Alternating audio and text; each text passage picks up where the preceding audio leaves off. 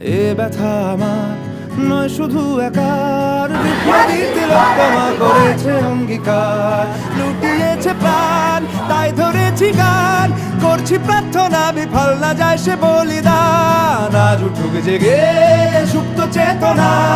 অন্ধকার হতে আলোকে হোক না পথ চেনা। আর কবে,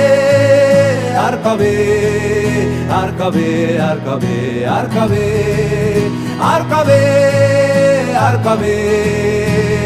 চোখ মেলে তাকাবে, আর কবে, আর কবে সমব্যথী হবে,